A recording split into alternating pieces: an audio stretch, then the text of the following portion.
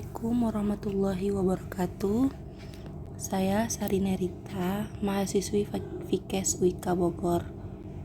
Ingin menjelaskan hasil rangkuman dari perkuliahan Islamisasi Ilmu Kesehatan.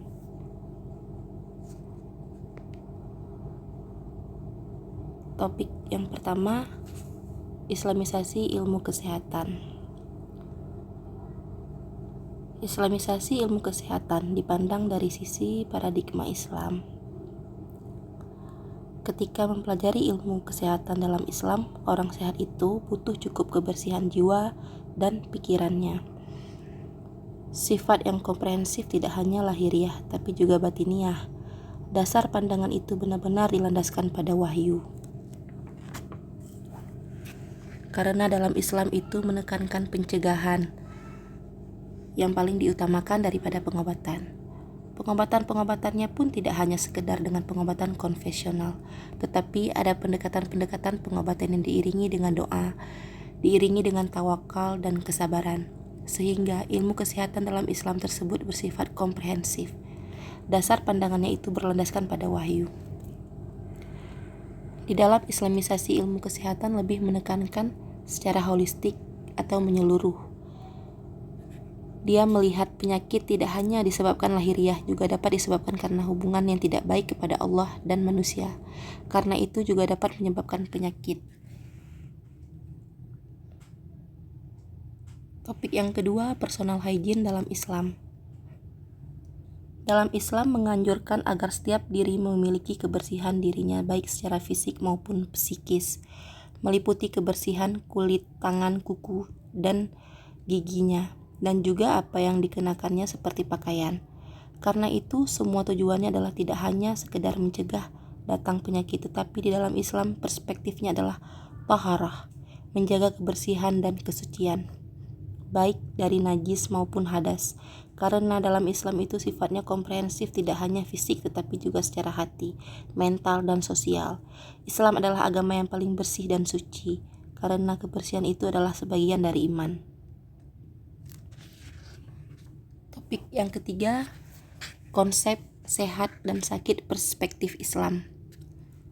Dalam Islam tentu melihat secara komprehensif bahwa pandangan hidup dimulai dan didasari kita bersyahadat kepada Allah Subhanahu wa Ta'ala dan Rasul-Nya. Islam melihat kesehatan secara lahir dan batin. Sehat tidak hanya fisik dan biologi saja, tetapi juga sehat secara mental, psikologis. Itulah yang disebut dengan sehat wa'afiat. Sisi kesehatan ini dilihat dari pedoman pada Al-Quran dan Sunnah Rasul. Sehat adalah karunia dari Allah Subhanahu wa Ta'ala. Banyak penyakit-penyakit yang disebabkan oleh bisikan was-was oleh syaitan. Itulah penyebab dari sakit mental. Bisikan syaitan menyebabkan segala penyakit, terutama penyakit hati. Hati seorang menjadi lemah. Konsep sakit pun dalam Islam itu komprehensif. Sakit yang sumbernya dari dalam hati itulah penyakit mental psikis yang tidak bisa didiagnosa secara medis, tetapi juga ada yang bersifat badan atau bisa didiagnosa oleh medis. Dengan ikhtiar dan berdoa kepada Allah, apapun penyakit pasti akan sembuh. Tidaklah Allah meletakkan suatu penyakit kecuali ada obatnya. Sakit itu pasti ada obatnya. Topik yang keempat, kesehatan lingkungan. Kesehatan lingkungan merupakan suatu kondisi lingkungan yang mampu menopang keseimbangan ekologis yang dinamis antara manusia dan lingkungan, atau hubungan timbal balik antara manusia dan lingkungan untuk saling mendukung tercapainya kualitas hidup manusia yang sehat. Oleh karena itu, ketika pola pikir manusia rusak, lingkungan juga akan ikut rusak. Kesehatan lingkungan dalam Islam sudah dibahas secara tuntas dalam Al-Quran dan hadis.